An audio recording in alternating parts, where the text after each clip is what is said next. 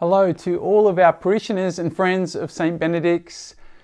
Well, here we are in September after over 6 months of COVID restrictions. For some of us, these restrictions started as a bit of a novelty. Many of us thought they'd only last a few months and then we would go back to normal, but of course that hasn't been the case. I know that many people have felt the bite much more in stage 4. It's all become a lot more real, a lot more personally taxing.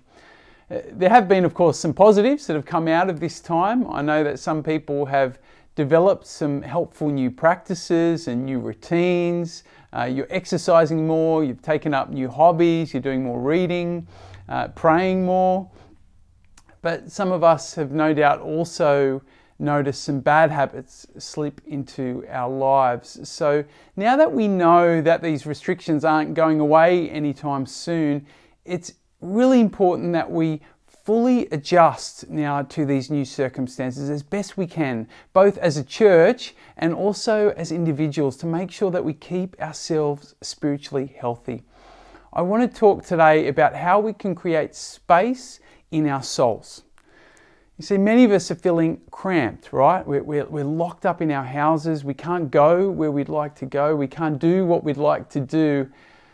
But what I want to emphasize today is that even though we are physically cramped, we can be spiritually spacious. We can create space in our souls to welcome the Spirit of God. And as St Paul says, where the Spirit of the Lord is, there is freedom. The deepest kind of freedom, a freedom that no one can take away. A freedom that fills us with peace, a freedom that through which we find true joy. So today I want to offer 4 tips. They're not exhaustive by any means, but they're a good start for making your soul spacious. The first is this: get out into nature. We obviously can't go into our churches at the moment, but we can go out into God's grand cathedral, His natural cathedral, nature. And springtime is such a great time for this. So when you're outside, I want to encourage you to listen to the birds, smell the flowers, notice the trees, feel the breeze on your face. Just by noticing this beauty, God's natural beauty, you'll be creating space in your soul. The second tip is to pray for others, what we call intercession. When we take time to think about others and to pray for them, we transcend our own small little worlds, even momentarily. And although it might sound illogical, when we hold others in our hearts, we're actually creating space in our souls.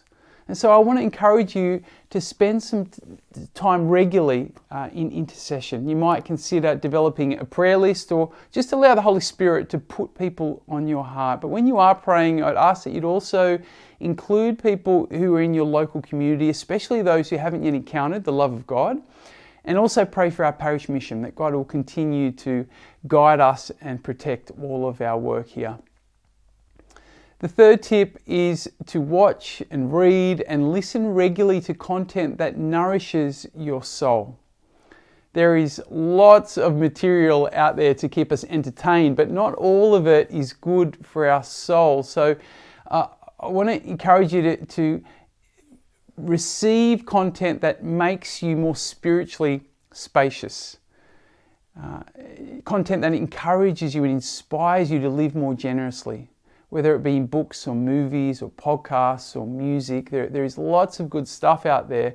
You might start by looking at our website. We've got some book recommendations and links to podcasts. We've got free access on there to the Formed database and replays of homilies and lots more. The fourth tip is to establish a Sunday routine for you and your family. Sunday, in a special way, is our day to put God first. And an important way that we do this is by establishing a regular routine around Sunday Mass, rather than fitting Mass around everything else on our Sunday. I know that some of you, the online experience is difficult. It's certainly not the same. It's not ideal, but don't let our current circumstances compromise this important value. Your soul was designed to worship God, and we do that in a special way through our Masses. When we make Sunday worship our priority, it reinforces to us and to our families that God is the priority of our lives. For those of you with children, I encourage you to keep your kids connected too. There are resources on our website to help you with this, and every week in our bulletin from now on we'll have questions to help you to engage with the theme of the gospel with your children.